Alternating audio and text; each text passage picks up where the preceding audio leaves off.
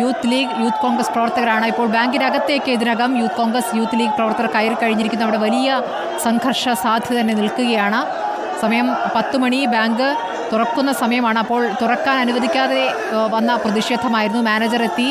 മാനേജറുടെ വാക്കുകൾ എന്തായാലും വിശ്വാസത്തിലെടുക്കാൻ ആരും തയ്യാറായിട്ടില്ല. കാരണം ഈ തരത്തിൽ നടപടിക്ക് വിധേയരായ ഒരുപാട് പേർ അവിടെ എത്തിയിരിക്കുന്നു. ബാങ്കിനെതിരെയുള്ള പ്രതികരണങ്ങൾ അവിടെ വന്നുകൊണ്ടിരിക്കുന്നു. നാട്ടുകാരുടെ വലിയ പ്രതിഷേധം ഉയരുന്നതിനിടയിലാണ് ഇപ്പോൾ യുവജന സംഘടനകൾ ഡിവൈഎഫ്ഐയും യൂത്ത് കോൺഗ്രസും യൂത്ത് ലീഗും അവിടേക്ക് എത്തിയത്. ആ പ്രതിഷേധം ഇപ്പോൾ ബാങ്കിനകത്തേക്ക് കയറിയിരിക്കുന്നു എന്ന് വേണം മനസ്സിലാക്കാൻ. ആ ദൃശ്യങ്ങളാണ് പ്രേക്ഷകർ കാണുന്നത്.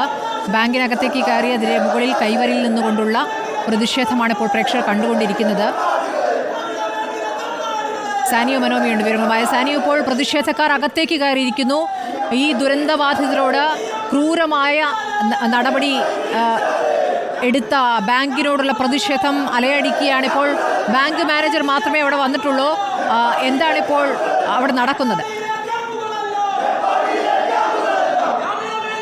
അതായത് സ്മൃതി, ബാങ്കിലെ മാനേജറും 2 ജീവനക്കാരും ഇവിടെ എത്തിയെങ്കിലും അവരെ ഉള്ളിലേക്ക് കയറ്റാൻ അനുവദിച്ചിട്ടില്ല. ഇപ്പോൾ ഈ കെട്ടിടത്തിന്റെ ഒന്നാം നിലയിലാണ് ഗ്രാമീൺ ബാങ്ക് പ്രവർത്തിക്കുന്നത്. ആ ഗ്രാമീൺ ബാങ്കിന് മുൻപിലേക്ക് യൂത്ത് ലീഗ് പ്രവർത്തകരും യൂത്ത് കോൺഗ്രസ് പ്രവർത്തകരും എത്തിക്കഴിഞ്ഞു. അവർ ഇതിന്റെ വാതിൽ ഉപരോധിക്കുകയാണ്. പക്ഷെ ബാങ്ക് തുറന്നിട്ടില്ല. ബാങ്കിന്റെ മാനേജർ അടക്കമുള്ള ആളുകൾ താഴെ നിൽക്കുകയാണ്. ഏതായാലും ശക്തമായ സമരമാണ് ഇപ്പോഴും നടക്കുന്നത്. ബാങ്ക് മാനേജർ അടക്കം പറഞ്ഞിട്ടുണ്ട് മുഴുവൻ തുകയും എഴുതി തള്ളിയെന്ന് തന്നെയാണ്.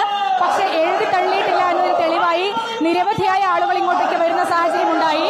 ഏതായാലും ഒരു തരത്തിലും ബാങ്ക് തുറക്കാൻ അനുവദിക്കില്ല എന്ന് തന്നെയാണ് youth league, youth Congress, DYFI പ്രവർത്തകർ പറയുന്നത്. നമുക്കിപ്പം ഇപ്പോൾ യൂത്ത് ലീഗ് പ്രവർത്തകർ ഉണ്ട്. ഏത് തരത്തിലാണ് സമരം എങ്ങനെയാണ് മുന്നോട്ട്? ഈ സമരം തീരുമാനമായിട്ടില്ലെങ്കിൽ ഇത് വലിയ രീതിയിൽ വ്യാപിപ്പിക്കാനാണ്, ജില്ലാതലത്തിൽ വലിയ സമരം നടത്താനാണ് ഞങ്ങളുടെ തീരുമാനം.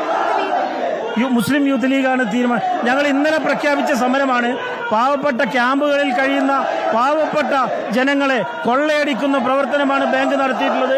അതിന് സർക്കാരും കൂട്ടുനിൽക്കുകയാണെന്ന് ഞങ്ങൾ സംശയിക്കുകയാണ്. ആയതുകൊണ്ട് ഈ തീരുമാനം പിൻവലിച്ച് പാവപ്പെട്ട ജനങ്ങൾക്ക് ഫണ്ട് തിരിച്ചു കൊടുത്തിട്ടില്ലെങ്കിൽ വലിയ രീതിയിലുള്ള, കേരളം ഞെട്ടുന്ന രീതിയിലുള്ള സമരവുമായിട്ട് യൂത്ത് ലീഗ് മുന്നോട്ട് പോകും. സ്മൃതി, അത് തന്നെയാണ്. അതായത് ഈ ഒരു പ്രശ്നത്തിൽ സർക്കാർ കൂടി കൂട്ടുനിൽക്കുകയാണെന്നാണ് യൂത്ത് ലീഗിന്റെയും യൂത്ത് കോൺഗ്രസിന്റെയും ആരോപണം. ഈ വിഷയത്തിൽ ഉടൻ സർക്കാർ തന്നെ ഇടപെട്ടില്ല എങ്കിൽ വലിയ സമരം ശക്തമാക്കും. മാത്രമല്ല, ഡിവൈഎഫ്ഐ അടക്കമുള്ള പ്രവർത്തകർ പറയുന്നത് ഗ്രാമീൺ ബാങ്കിന്റെ എല്ലാ ശാഖകളിലേക്കും സമരം വ്യാപിപ്പിക്കുമെന്നുള്ള കാര്യമാണ്. ഡിവൈഎഫ്ഐ പുറത്ത് സമരം ചെയ്യുന്നുണ്ട്.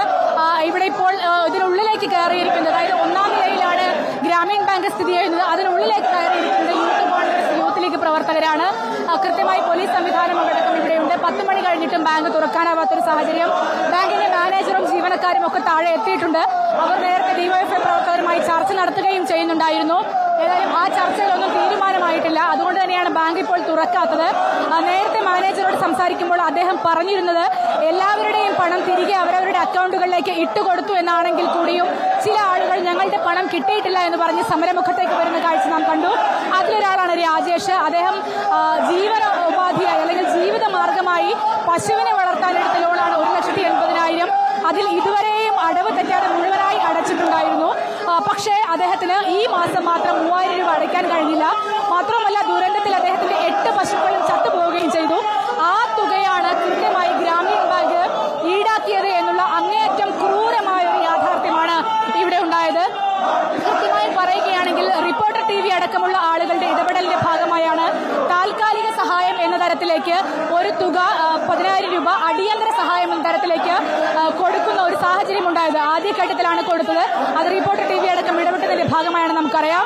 ആ തുകയിലാണ് കൈയിട്ട് വാരിയിരിക്കുന്നത്. തീർച്ചയായും അതൊരു അന്യായമാണ് എന്നുള്ള കാര്യത്തിൽ ഈ യുവജന സംഘടനകൾക്കൊപ്പം തന്നെ മാധ്യമങ്ങൾക്കും യാതൊരു